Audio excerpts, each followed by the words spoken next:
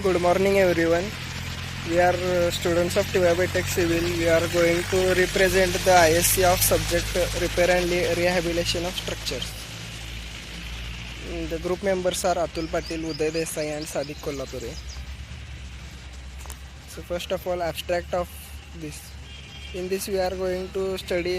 We are going to do a case study of a building. So first of all, I will give abstract. Civil engineering industry is one of the oldest industries which provide a basic infrastructure which gives an essential framework to all the people. Structures can be any sort. It tends to be historical, heritage structure, residential building, commercial building, or an individual building. Each structure has its own service life, and inside this service life, structure it should stand solidly on its position. A collapse mechanism has increased, and today's structures are getting collapsed before their service life. Therefore, it is advisable to monitor it periodically by taking a professional opinion.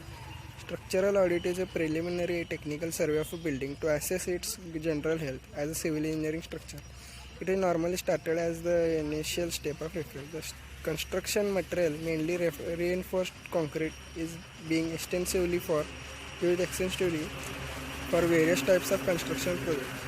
The structures become older, you find in them certain degradation or deterioration with resultant distress manifested in form of cracking, spalling, dampness, corrosion, etc.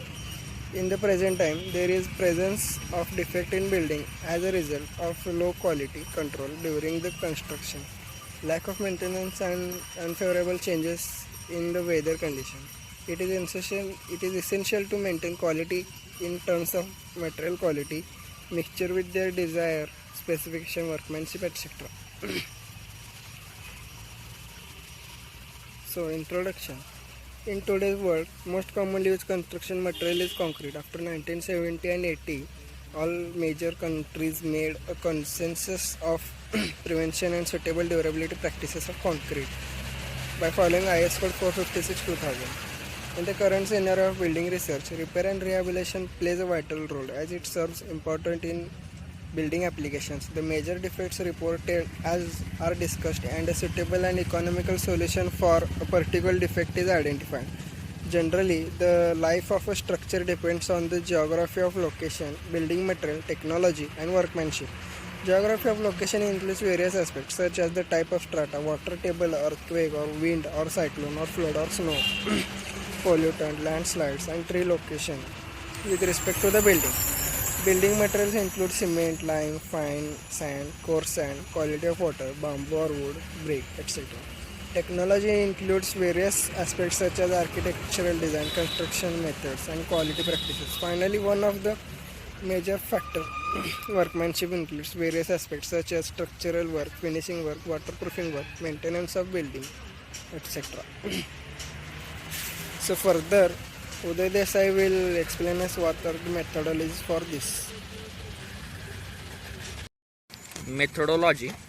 Following are the steps of project work. First one is visual inspection and field inspection. Then second one is collection of data of the building. Third one is click photographs of distress and defects. Then fourth one is classification of defects and distresses. Fifth one is analysis of defects and their possible solution. Sixth one is non-destructive testing and chemical testing. Seventh one is repairing and testing after repairing. Then preliminary survey. Preliminary site visit, there are various steps. One is a field and visual inspection. Another one is data collection of building. Then another one is defects possible solution. Then preliminary site visit mainly are two types. One is NDT test and chemical test. Then another one is repairing work. So data and photographs are collected in building. First of photograph is thermal. Thermal is caused by presenting moisture content on the wall. Then second photograph is leakage and dampness. Then dampness and seepage are begun with extra moisture. Moisture in the property can be caused by rising damp in basements, leaking pipes or rain seepage due to damage to the roof or around window frames. Any property issue that allows water into the property can lead to dampness and seepage problems. Then third photograph is open reinforcement and environment effects. Uh, in this photograph, in the course of their service period, concrete structures are exposed to variety of impacts. A combination of exposure to aggressive effect of poorly constructed structure details, negligence of the durability issues, construction errors, and underestimation of the importance of maintenance can lead to severe damage of reinforcement concrete, which is used to construction of these structures. Then fourth photograph is improper or poor drainage pipes. Poor drainage can lead to flooding, resulting in property loss, and people may even be forced to move to escape flood waters. Flooding may also damage water supply infrastructure, can contaminate domestic water sources. Then fifth photograph is vertical cracks due to thermal stress. During the first stage of maturing, the cement hydration heat generates temperature fields in the wall that resulted in the significant tensile stress in the lower part of wall. They are the reason of vertical cracks with width 0.1 to 0.4 mm, leading to leakage and in consequence to walls gradual degradation. Then sixth photograph is horizontal crack due to shrinkage. Uh, there are four types of cracks developed in reinforcement concrete. Columns are diagonal cracks, horizontal cracks, splitting cracks, corrosion cracks. The causes of crack in column can be incorrect design, faulty construction, or overloaded corrosion of reinforcement, isolated settlement of foundation, creep, and shrinkage. Cracking in reinforcement concrete column is seriously problem, and it may lead to the loss of strength, stability, durability, and determinately influence aesthetics. Therefore, it is required to investigate different types of crack that may enter in columns in order to consider suitable means to restrict them. Thanks, Atul. So now we will discuss which are the types of tests which are needed to be conducted. So there are three types of tests. First one is NDT test, second is chemical test, and third one is rebound hammer test. So they will explain in details about these tests. NDT test and chemical test. In present conditions, non-destructive testing is the process of inspecting, testing or evaluating materials, components or assemblies for discontinuities or differences in characteristics without destroying the serviceability of the part of system. In other words, when the inspection or test is completed, the part can still be used.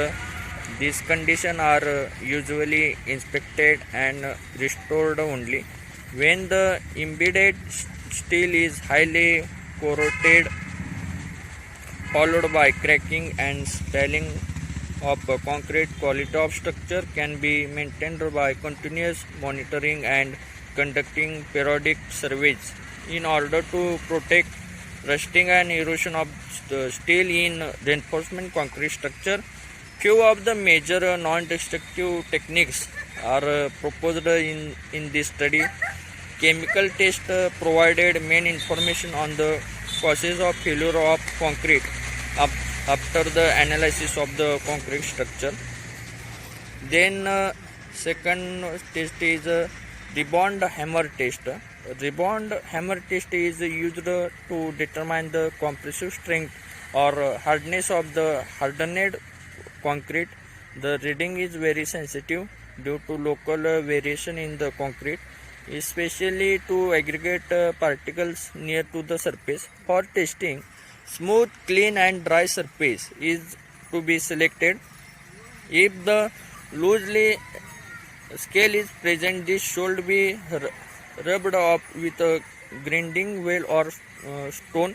The point of impact should be at least 20 mm away from any edge discontinuity. The plunger is released before use and then it pressed strongly and vertically or perpendicular to the concrete surface are locked in its position.